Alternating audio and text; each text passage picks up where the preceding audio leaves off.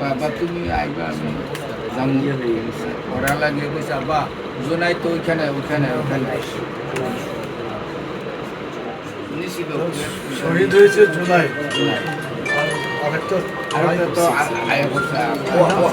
বয়স পুরা 10 পুরো নাই, কিন্তু কোনো ঝগড়া নাই, কারোর সাথে কোনো কিছু করে না, শান্তশিষ্ট একদম শান্তশিষ্ট। নামাজও পড়তো, নামাজ পড়তো আমার সাথে, পুরা তারাবি খতম, তারাবি বসছে এই সময় নামাজ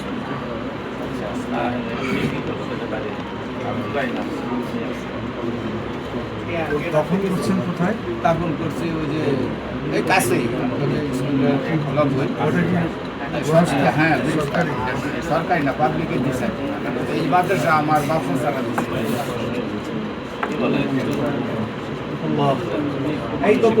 ভাই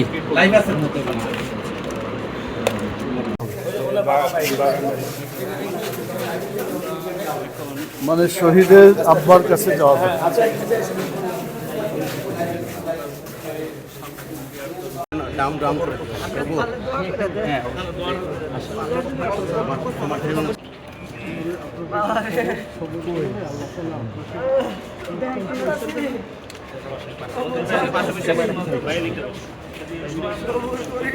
আমি যাই না প্লিজ।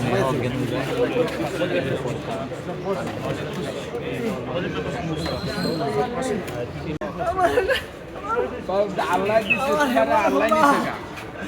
আমার রোজা রাখছে,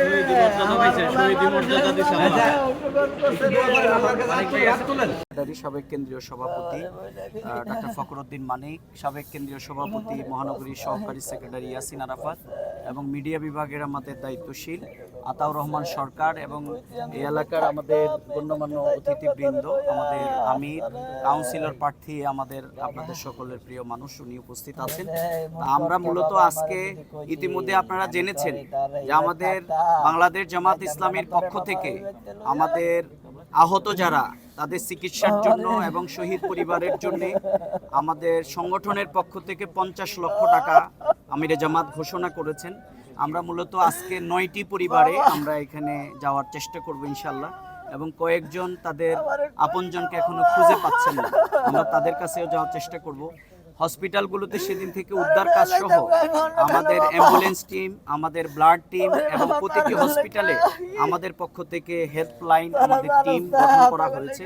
আমাদের মহানগরীর সম্মানিত আমির জনাব সেলিমউদ্দিন ভাই সেটি মনিটরিং করছেন। আজকে মূলত আমাদের এখানে সম্মানিত প্রধান অতিথি বাংলাদেশ জামাত ইসলামী সম্মানিত নায়েবে আমির তিনি এসেছেন, এবং আমরা আজকে এখানে আসছি আমাদের প্রিয় ভাই শহীদ জুনাইদের পরিবারে। তার আব্বা আপনারা দেখছেন, তার আহাজারি আসলাম ভাই এখানে আছেন, তার দাদা এখানে আছেন। আমরা সবাইকে সাথে নিয়ে আমাদের অধ্যাপক মুজিবুর রহমান ভাইকে এখন দোয়া পরিচালনার জন্য অনুরোধ করছি। আমি ধরে লই ভাই থাকলাম না বাবা, বাবা রে তার লাগা কথা কিছু করে বাবা রে اللهم اغفر لحينا وميتنا وشاهدنا وغائبنا وصغيرنا وكبيرنا وذكرنا وانثانا. اللهم من احييته منا فاحيه على الاسلام ومن توفيته منا فتوفاه على الايمان. اللهم لا تحرمنا اجرهم ولا تفتنا بعدهم. اللهم اغفر لهم وارحمهم وعافهم واعف عنهم واكرم نزلهم واسع مدخلهم واغسلهم بالماء والثلج والبرد ونقهم من الخطايا كما ينقى الثوب الابيض من الدنس. ابدلهم دارا خيرا من دارهم واهلا خيرا من اهلهم وزوجا خيرا من زوجهم وادخلهم الجنة واجهم من عذاب القبر عذاب النار. وعلى آله وأصحابه أجمعين. বাংলাদেশ জামাত ইসলামী ঢাকা মহানগরী উত্তরের পক্ষ থেকে এই এলাকায় যে বিমান দুর্ঘটনা গত পরশুদিন ঘটে গেছে, এটা অত্যন্ত মর্মান্তিক। আমার মনে হয় ঢাকা মহানগরীতে এইভাবে বিমান দুর্ঘটনায় এত লোক কখনো মারা গেছে বলে আমরা জানি না।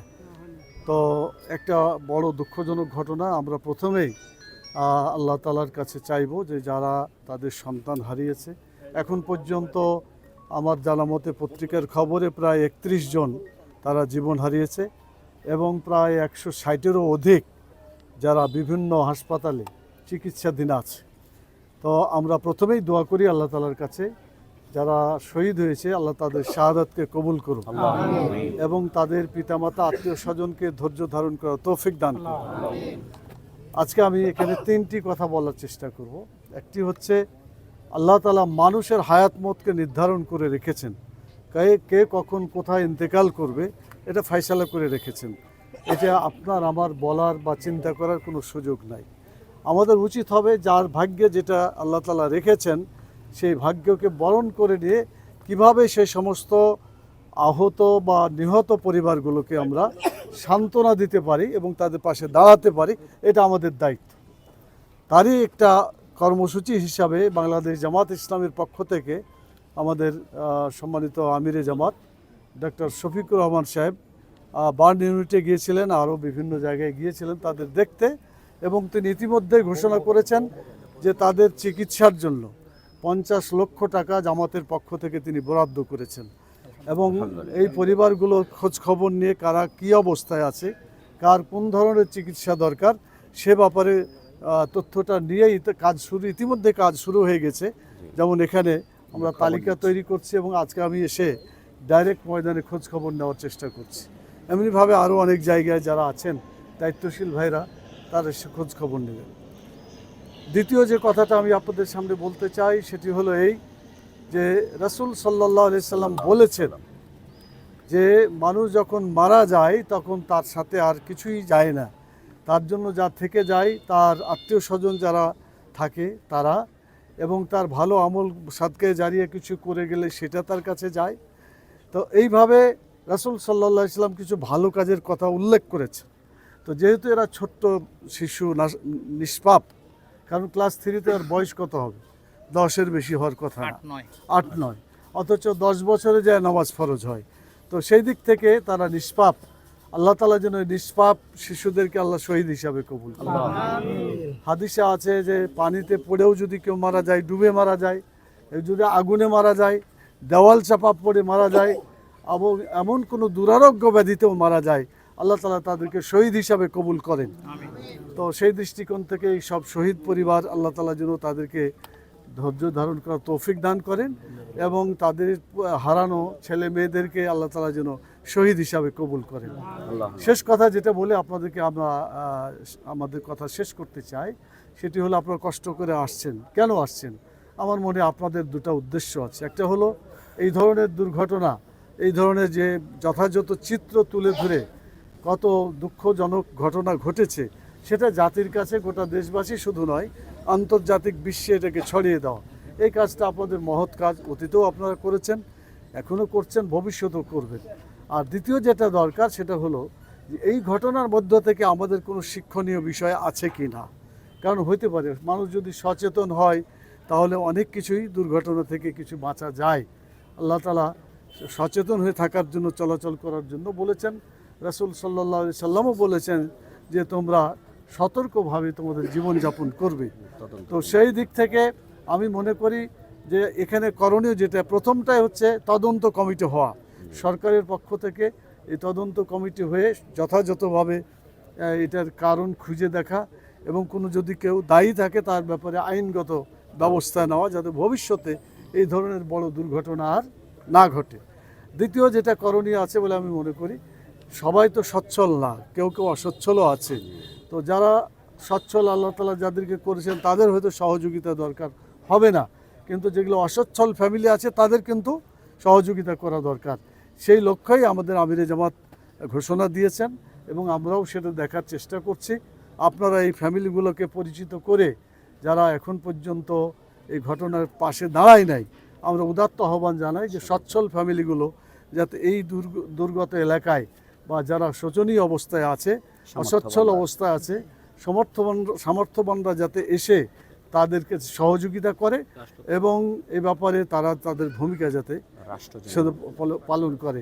আর রাষ্ট্রের পক্ষ থেকে যে সমস্ত যাওয়ার জিনিস করণীয়, তাদের তো মানে মন্ত্রণালয় আছে, তাদের বিভিন্ন ধরনের প্রতিষ্ঠান আছে, সেগুলা যাতে যথাযথভাবে কাজে লাগে এবং সেভাবে কাজ করে। এবং বিদেশে চিকিৎসার জন্য আমরা মনে করি ইতিমধ্যে সিঙ্গাপুর থেকে সম্ভবত কিছু ডাক্তার এসে গেছে, আরও হয়তো আসবে ইনশাল্লাহ। আমাদের আমির জামাত আরও ঘোষণা করেছেন যে আমাদের যারা এই হাসপাতাল যেগুলা ইবনে সিনা এবং ইসলামী ব্যাংক, ফ্রি করে এই চিকিৎসাগুলো